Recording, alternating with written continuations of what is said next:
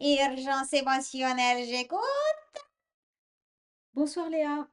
J'ai fini de bosser et Audrey va pas tarder à arriver. Bonsoir Léo. Ton humeur probable en cet instant est légèrement tendue niveau 3. Conseil du soir, sourire améliore la productivité relationnelle. Ok. Léa, est-ce que tu pourrais me choisir une tenue pour ce soir, pas trop audacieuse, et puis un compliment pour Audrey qui va pas tarder. Suggestion, porte ta chemise bleue à petits carreaux. Je vois sur l'agenda un rendez-vous coiffeur pour Audrey. Complimente-la sur sa coiffure et initie un contact affectif avec Audrey avant 20h.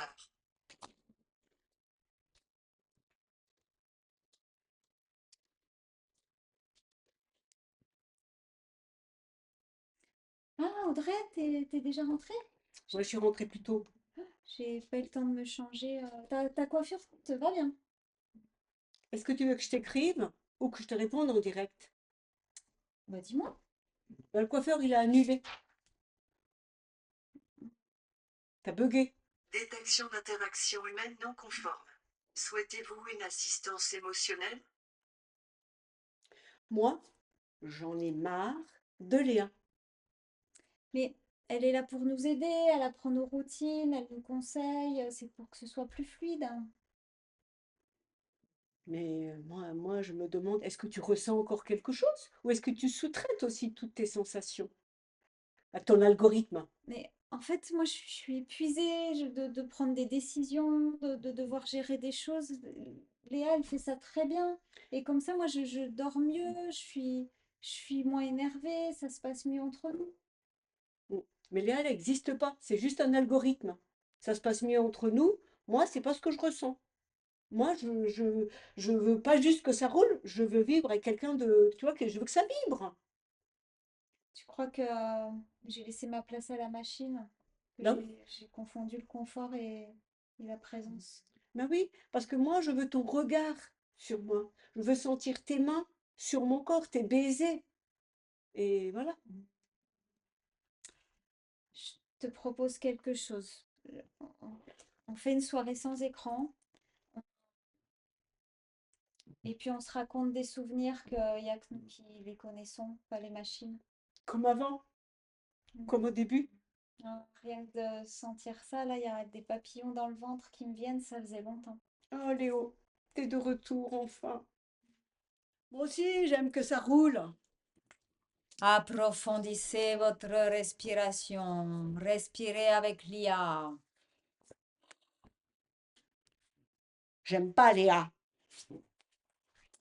Il est où? Il est où l'IA? Oh, j'en tiens un.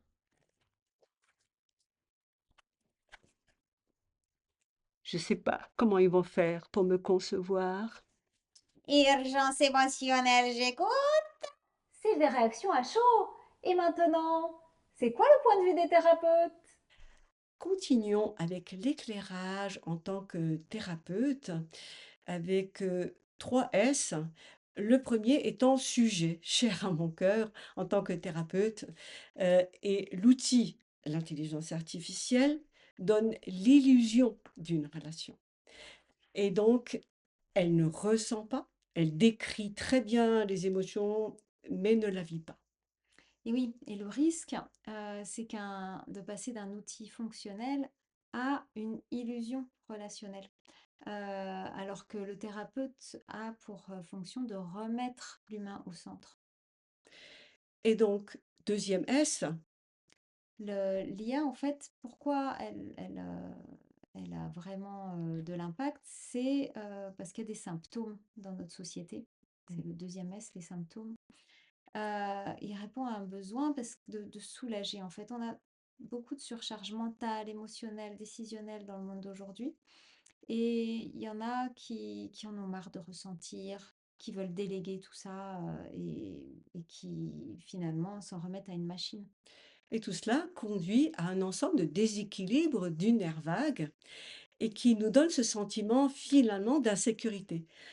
Il s'agit peut-être, voilà, d'une fatigue plus profonde, hein, celle de ne pas être en lien avec cette intelligence sensible, l'intuition, le lien avec notre corps tout simplement et en fait, tout ce qui est toutes les différentes couleurs des émotions qui peut être inconfortable.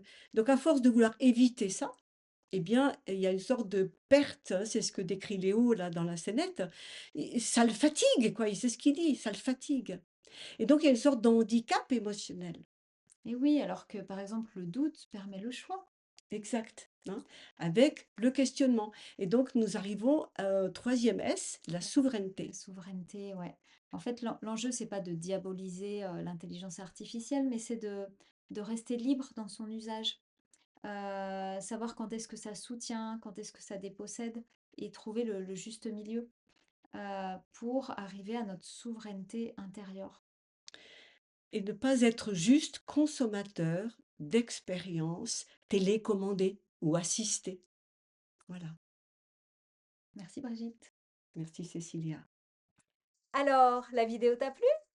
Like, abonne-toi, car pour les humains, l'intelligence est naturelle et pas artificielle.